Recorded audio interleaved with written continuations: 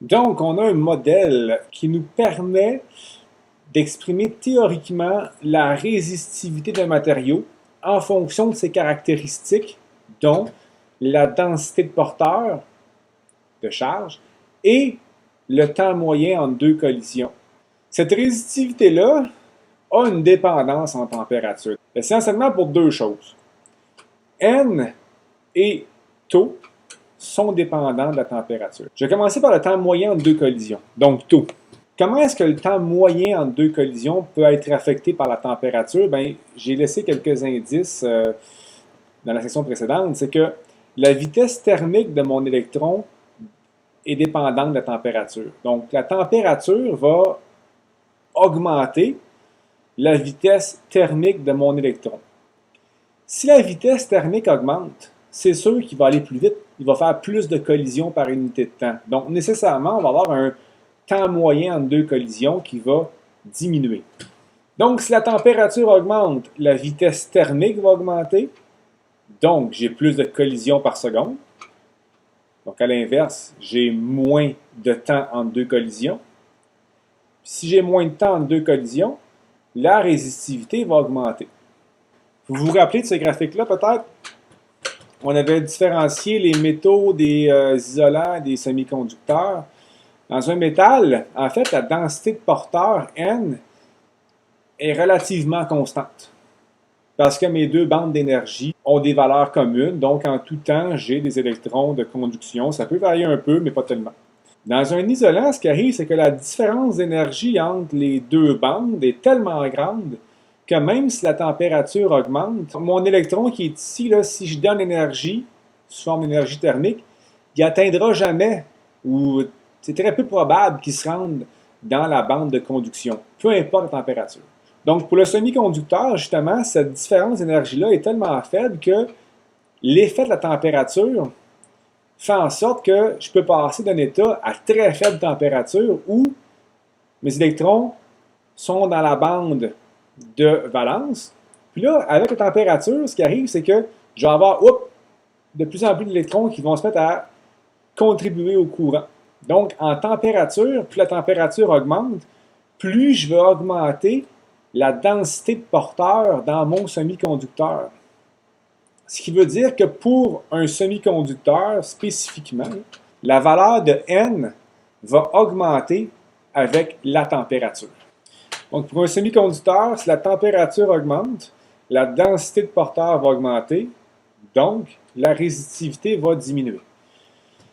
Donc là, pour faire ça simple, en fait, pour un isolant puis un conducteur, c'est pas compliqué. La contribution du nombre de porteurs est négligeable. C'est vraiment le temps moyen entre deux collisions qui va gérer le comportement. Donc, pour un conducteur, ce qu'on va trouver, c'est une courbe.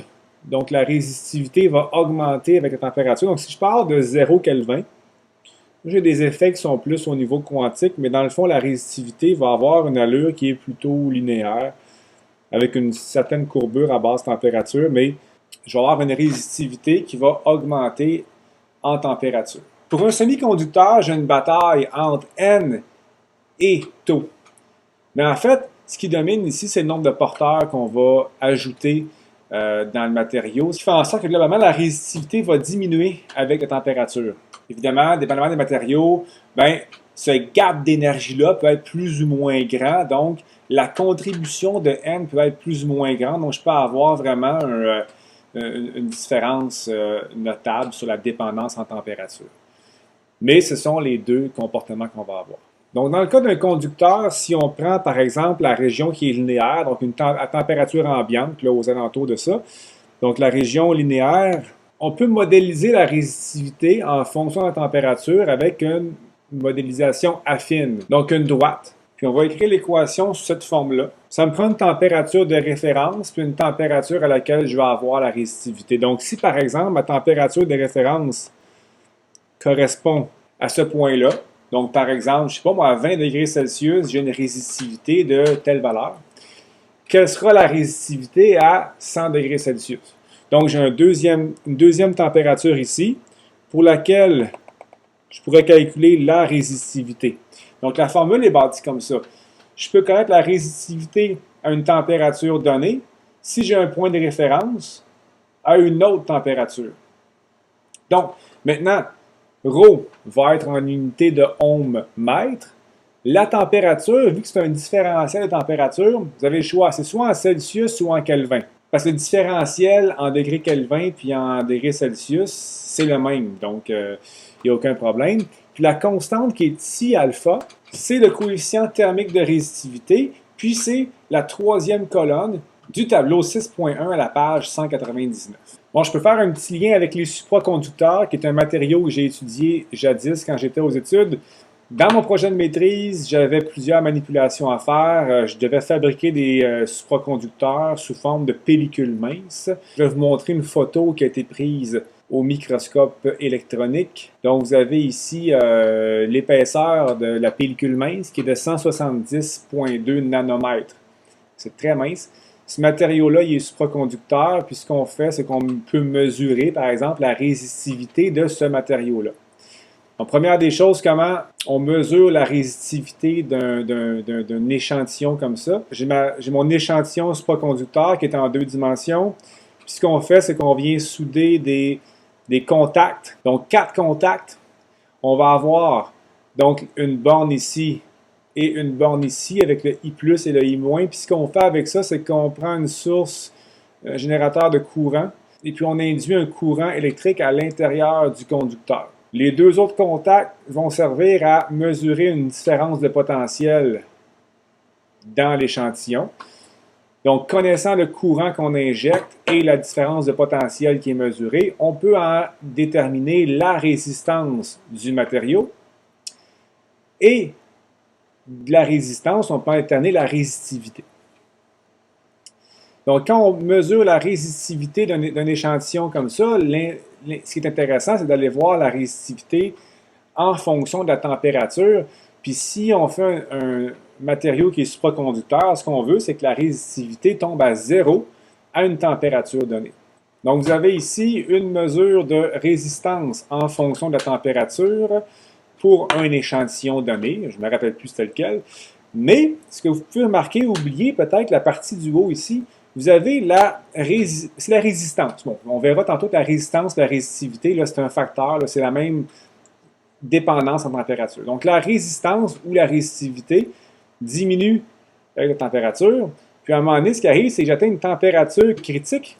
Cette température-là marque la transition entre un échantillon qui était à haute température dans un état normal, donc on a ici le comportement d'un conducteur, et à basse température, un supraconducteur qui, on voit, là, on a 0 ici de résistance, donc on n'offre aucune résistance à la conduction électrique. Donc, c'était le profil typique d'un échantillon supraconducteur.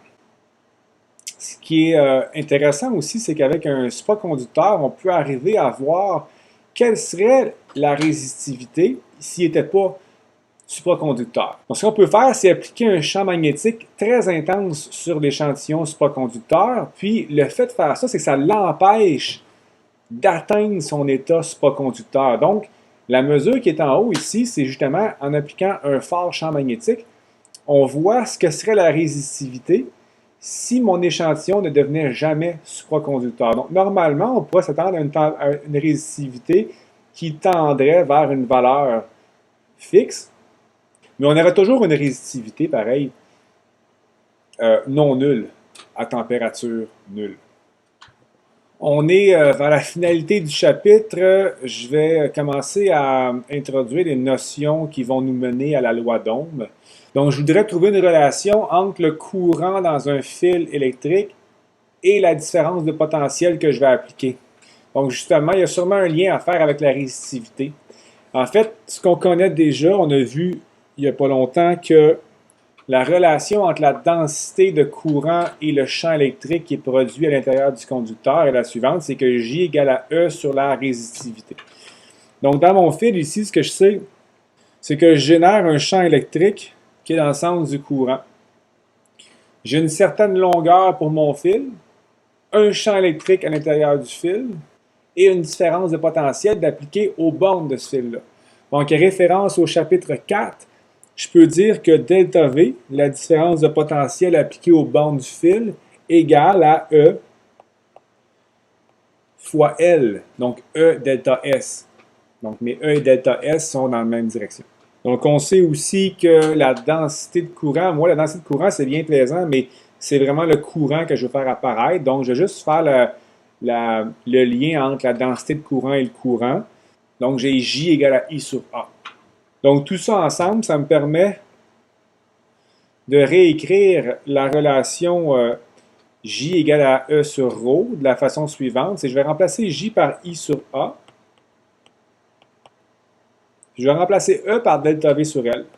Puis si je mets delta V en évidence, je vais avoir la relation suivante. Je vais avoir ρ L sur A fois I. Donc j'ai une relation directe entre la différence de potentiel que j'applique au banc du fil, puis le courant qui sera généré à l'intérieur de ce fil-là. Maintenant, on voit que c'est proportionnel. La constante de proportionnalité, c'est ρL sur A. Bien, ρL sur A, c'est ce qu'on appelle la résistance électrique. Donc, la résistance électrique, la résistance, c'est la résistivité fois L sur A. La résistivité, ça avait rapport avec le matériau. Le cuivre a sa résistivité, mais si je fais un fil de cuivre, la longueur du fil, puis la section du fil va avoir de l'importance sur sa résistance électrique. Donc, c'est assez simple à comprendre. En fait, si on prend un matériau donné, donc une résistivité donnée, plus le matériau est long, mais plus le champ électrique va être faible à l'intérieur de celui-ci. Donc, un champ électrique faible, ce que ça va faire, c'est que ça va diminuer la force du courant. Si je prends un matériau donné, si j'augmente l'air de mon fil, je vais permettre à plus d'électrons de circuler. Donc, je vais augmenter le courant. Donc, voilà la relation. Donc, c'est sûr que plus un fil est petit en termes de diamètre, plus la résistance va être grande. Bien, c'est dû à cette relation-là. Puis en même temps, plus un fil est long, bien, plus il va offrir de résistance au courant. Donc, les unités de la résistance, bien, la résistivité, c'est des ohms mètres, la longueur, c'est des mètres, et l'air, c'est des mètres carrés. Donc, on a bel et bien comme unité pour la résistance des ohms.